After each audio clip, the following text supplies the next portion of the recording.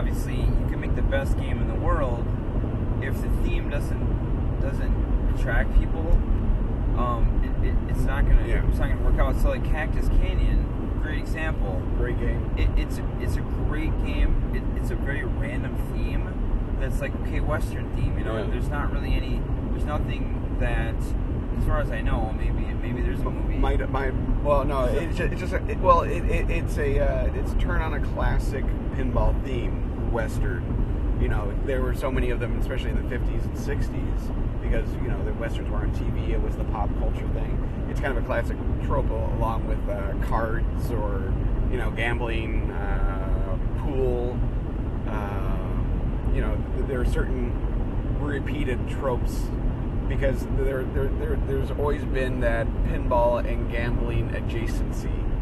You know, slot machines. You know, pinball was, you know, was for a bad crowd. You know, no reputable person played pinball. You know, right? Those were, you know, things that you played in bars and pool halls.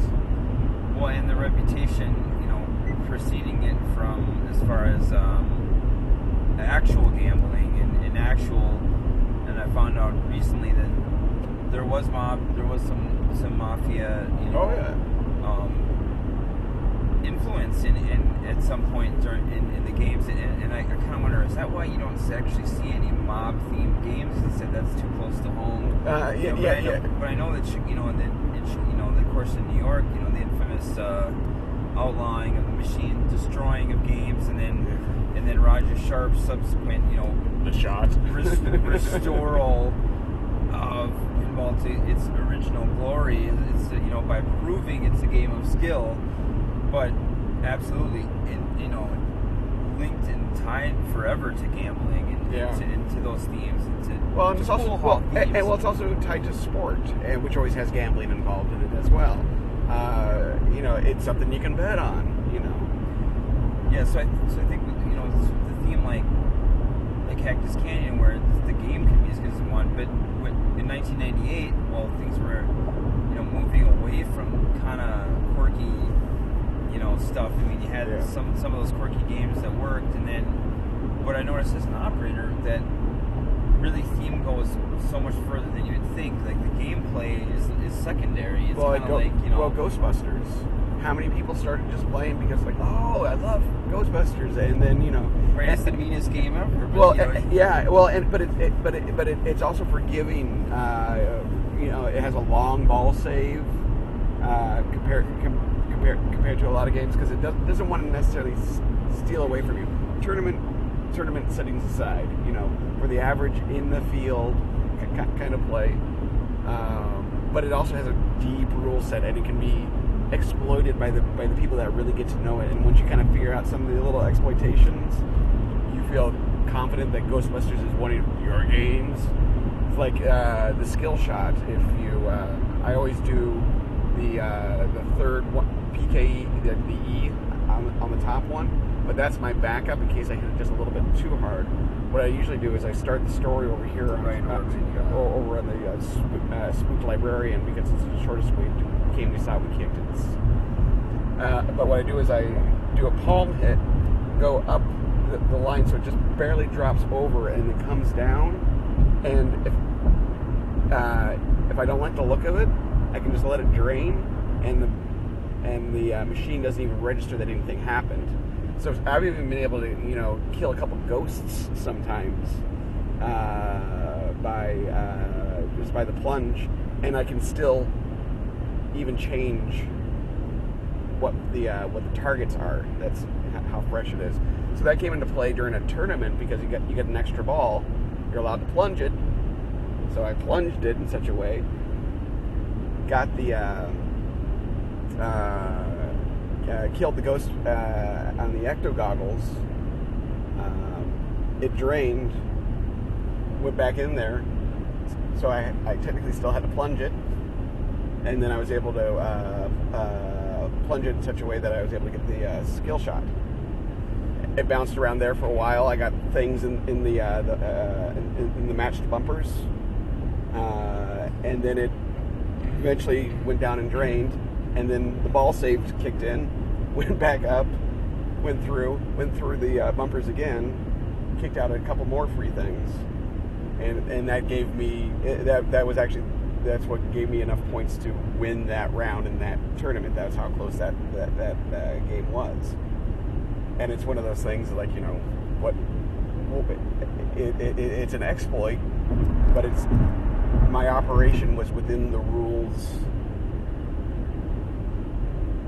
of the game and of the tournament. Well, you're right, It has a generous playfield validation. I mean, so a lot of games you hit one switch and that validates the playfield, starts your ball save. Some other games are switched. There's supposed to be a number of switches. So if you hit 5 switches, now your ball save is. Or it gets faster as you hit things. Yeah. And especially once it's out of the pop bumpers. Depending on how complex the coding is, so normally it's kind of knows. All right, you've been playing for a bit. Ball saves going. Yeah. Whereas like Ghostbusters, you can plunge it and drain it all day as long as you don't hit enough switches. So that's actually something I discovered somewhat recently. I didn't really realize that. I'd try really hard to save it, and then I finally realized, wait, this isn't even using my ball save when it goes down. It's still on. So I'm just keep plunging until you get the perfect, till you get set up right. Yeah. At the flippers. Or you screw up. Right. You hit a little too hard and it goes flying. Yeah.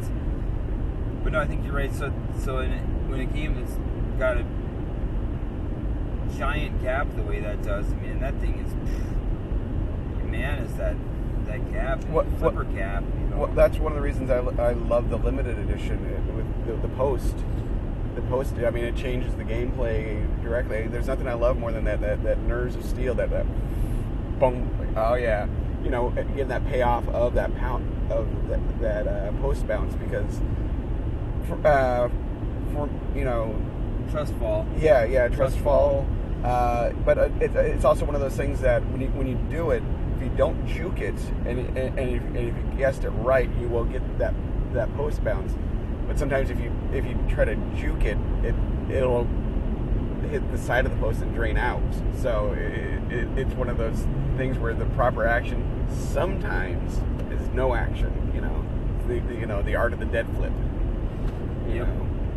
But using that post, it's just like, whoa. And when it pays off, it feels good. Right. There's a certain kind of level of, oh yeah, I knew that was going to happen. And when it drains out, it's kind of like maybe I should have played that one a little different. Right. Well, and on Ghostbusters, that is true. It's really good. It's the gap is better because it's a little more obvious to you when it is straight down the middle, because you're not going to get it from either side. Yeah. Something like Spider-Man, where the flippers are closer together, I feel like I've messed up on that a lot more.